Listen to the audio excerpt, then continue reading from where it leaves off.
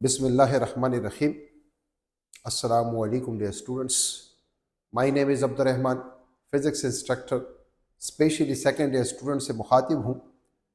Lecture number 4 का बकिया हिस्सा है, रिमेनिंग पार्ट है। हमने टॉपिक किया था इलेक्ट्रिकल रेजिस्टेंस। हमने कहा था कि किसी भी वायर का जो इलेक्ट्रिकल रेजिस्टेंस है वो 3 चीज़ों पे डिपेंड करता है। Number 1, the electrical resistance of a conductor depend upon 3 parameters. Dimensions of a conductor, dimension से मुराद कंडक्टर का लेंथ, कंडक्टर का क्रॉस सेक्शन एरिया, कंडक्टर का वॉल्यूम। सेकंड टेम्परेचर, और थर्ड जो है वो हमारे पास है नेचर। फिर हमने कहा था at constant temperature the resistance of a conductor depend on its dimension. फिलहाल अगर हम स्टूडेंट्स टेम्परेचर को केप कांस्टेंट ले लें और कंडक्टर का डायमेंशन चेंज करें तो देखते हैं कि जो कंडक्टर का रेजिस्टेंस है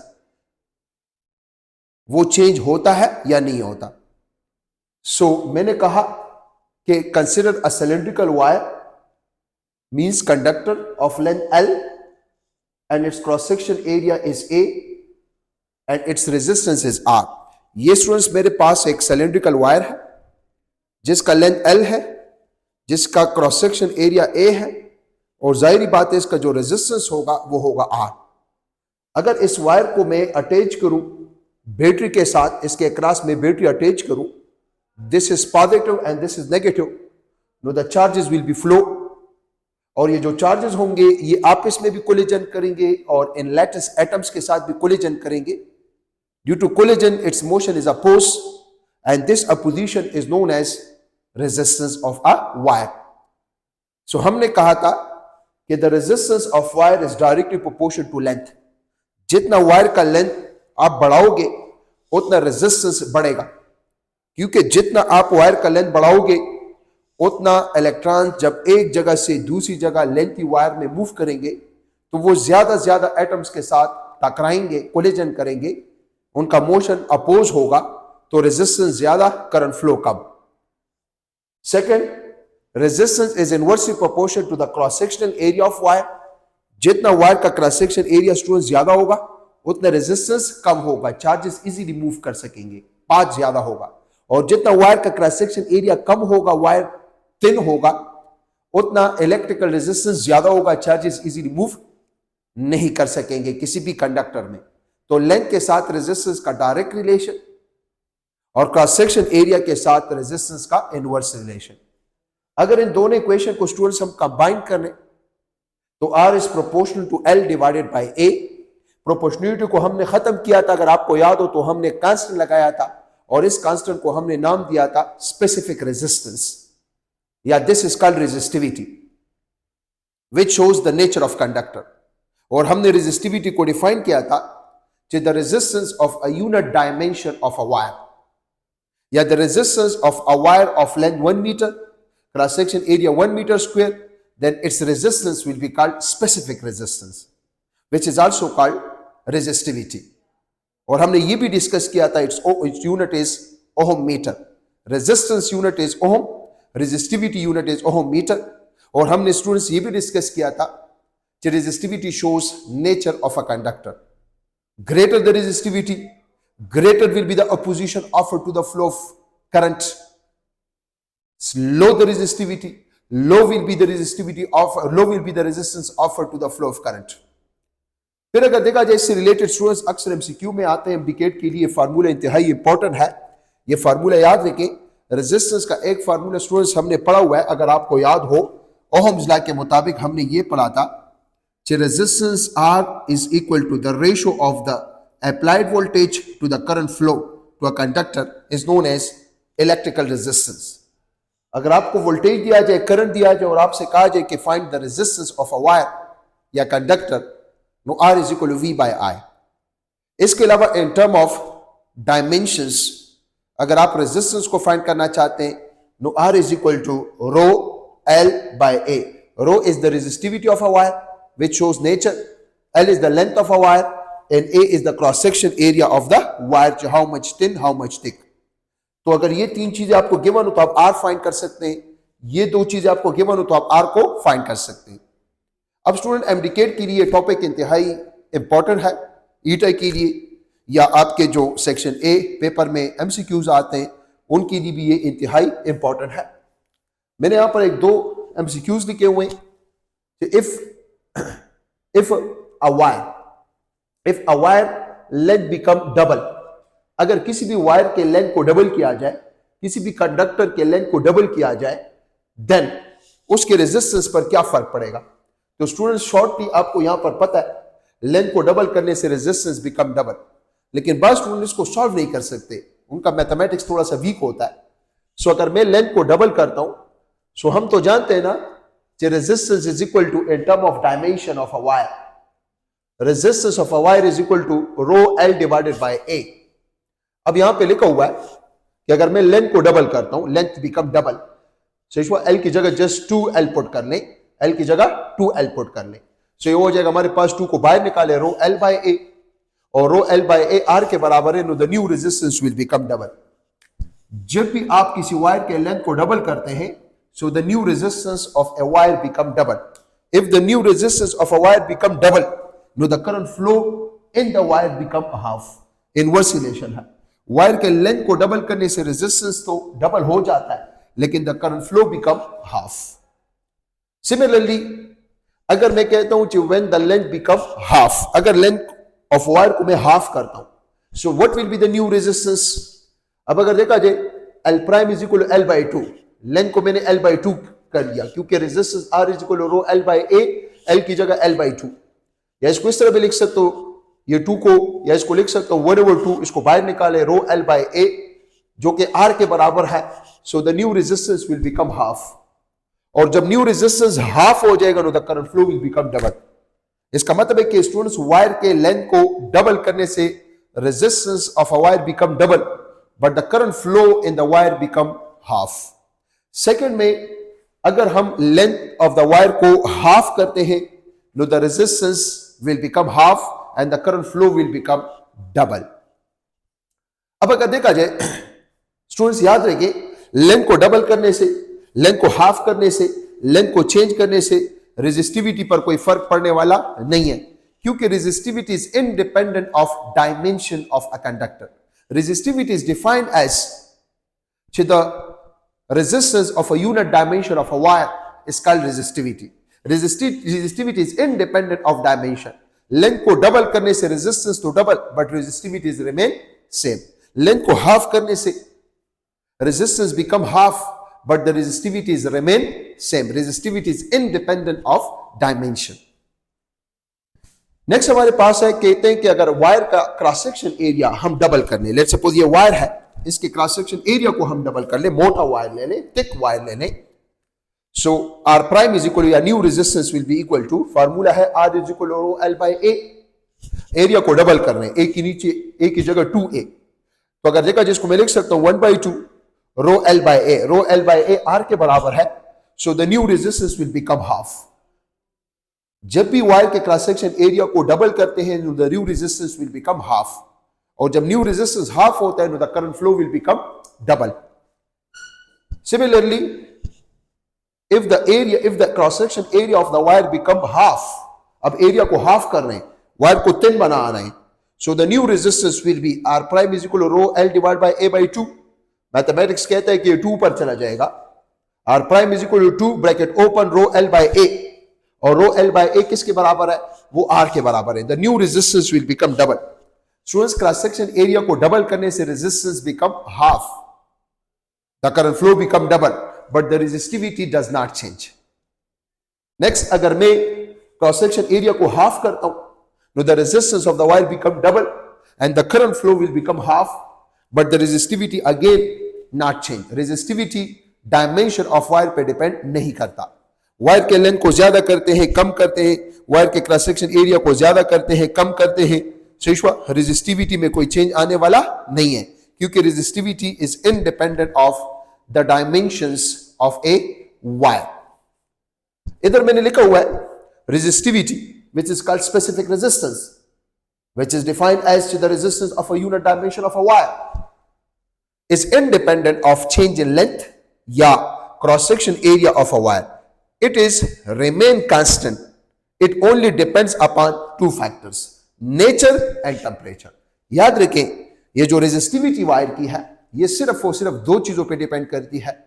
एक चीज हमारे पास है नेचर और दूसरी चीज हमारे पास जो है वो है टेम्परेचर. आगे इंशाल्लाह डिस्कस भी करेंगे, क्योंकि बार बार मैं कह रहा हूं कि resistivity shows nature of a wire. अगर नेचर को हम चेंज करते हैं तो एक्चुअली नेचर के चेंज होने से रेजिस्टेंस चेंज. जैसे टू वायर्स है, one is copper and the second is silver. दोनों के डायमेंशन सेम है लेकिन दोनों के रेजिस्टेंस डिफरेंट होंगे. क्यों? क्योंकि दोनों के रेजिस्टिविटी क्या है वो डिफरेंट है, बिकॉज नेचर दोनों का डिफरेंट है. तो नेचर के डिफरेंस होने से रेजिस्टिविटी जो है वो डिफरेंट होगी, तो रेजिस्टेंस ऑफ सब्सटेंस भी दोनों का क्या होगा, जो है डिफरेंट होगा. इसके अलावा टेम्परेचर पे किस तरह डिपेंड करते हैं आगे डिस्कस करते हैं. इसके लिए आपको वेट करना पड़ेगा नेक्स्ट लेक्चर में. लेट्स सपोज एक दो और फार्मूले डिराइव करते हैं. अगर हम ये एक सिलेंड्रिकल वायर ले लें जिसका length L, cross section area A. अगर सिलेंड्रिकल वायर है तो सिलेंड्रिकल वायर का जो क्रॉस सेक्शन एरिया होता है स्टूडेंट्स वो बराबर होता है पाई आर स्क्वायर. सर्कल होता है. सो अगर मैं A की जगह पाई आर स्क्वायर पुट कर लूं, क्योंकि क्रॉस सेक्शन एरिया A बराबर होता है किस चीज के बराबर होता है, pi are square. What is R? Where R is the radii, where R is the cross sectional area radii. Wire के क्रॉस सेक्शन एरिया का रेडियाई है. So new resistance formula will be rho L divided by A की जगह आ जाएगा pi into r square. Students ये हमारे पास अगर देखा जाए एक और फार्मूला डिराइव हुआ. अगर आपको किसी भी वायर का, किसी भी सिलेंड्रिकल वायर का लेंथ दिया जाए और उसके क्रॉस सेक्शनल एरिया का रेडियस दिया जाए और रेजिस्टिविटी दी जाए और आपसे कहा जाए to find the resistance of a wire, so मेरे ख्याल पे हम और आप अपने लिए फाइंड कर सकते हैं. अब अगर स्टूडेंट्स यहां से देखा जाए, ये जो रेजिस्टेंस होता है वायर का, this is inversely proportional to the cross sectional area radii का स्क्वायर. अगर मैं क्रॉस सेक्शन एरिया के रेडियाई का स्क्वायर, ये जो क्रॉस सेक्शन एरिया है इसका जो रेडियाई है, इसको अगर मैं डबल करता हूं तो रेडियाई के डबल करने से डबल का स्क्वायर 4, तो रेडियाई के डबल करने से हमारे पास कम से कम इतना तो हमें पता है कि इसको ज्यादा करने से ये चीज क्या हो जाता है, कम. लेकिन कितना कम हो जाता है, if the radii of the wire become double, know the new resistance will be reduce 4 time. Resistance जो होगा वो 4 टाइम रिड्यूस हो जाएगा. हाउ?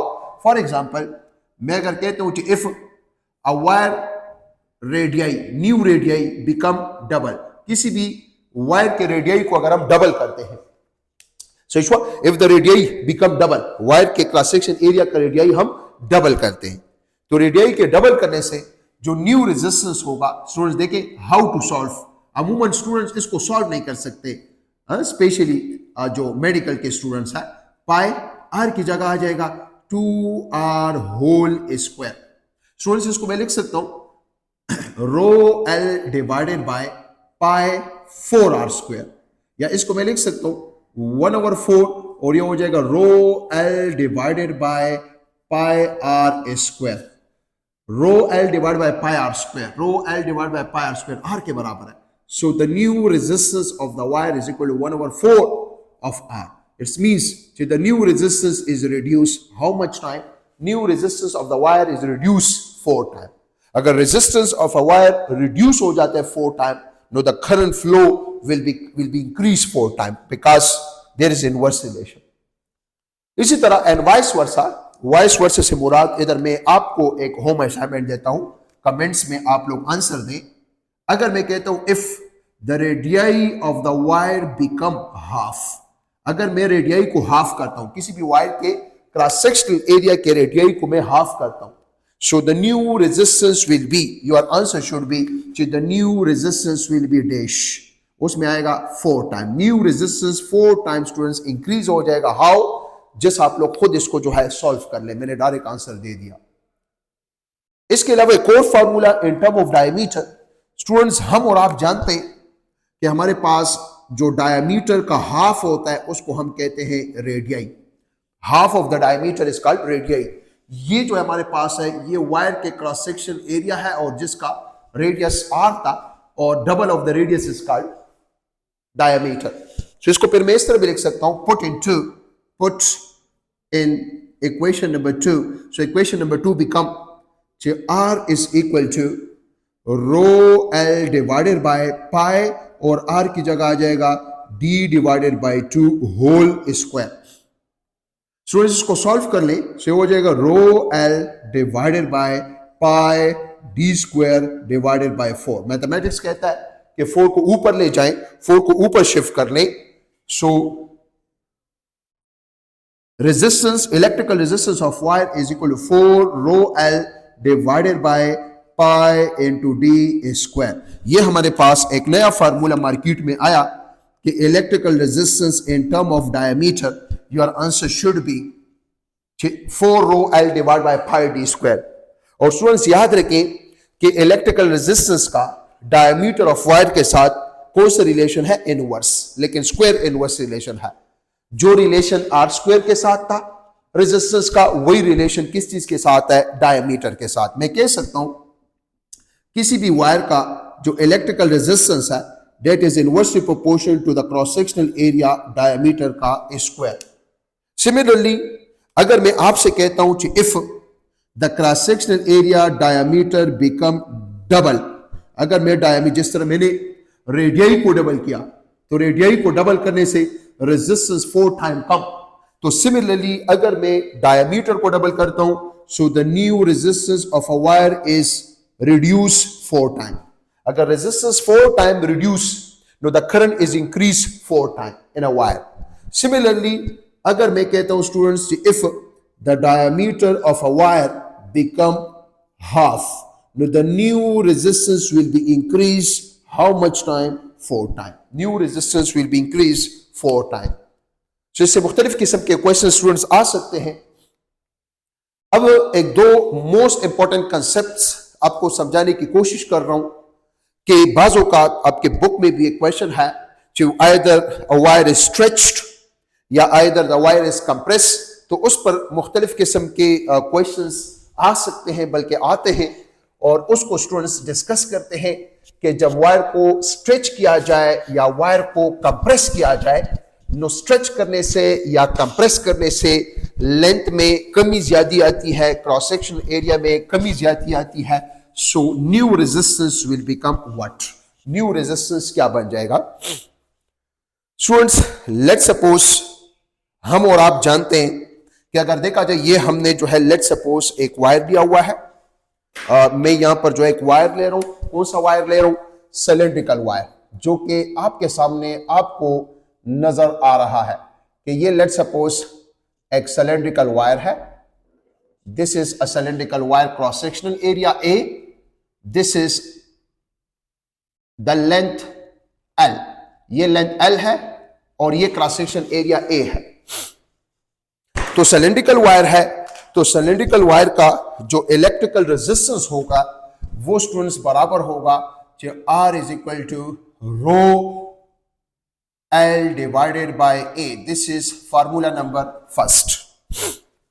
अब ये जो सिलेंड्रिकल वायर है इसका जो वॉल्यूम होता है, volume, the volume of this cylindrical wire is length of the wire multiply cross section area. जो वॉल्यूम होगा ये बराबर होगा, अगर आप लेंथ को मल्टीप्लाई कर लें क्रॉस सेक्शनल एरिया के साथ, you will get the volume of a cylindrical wire.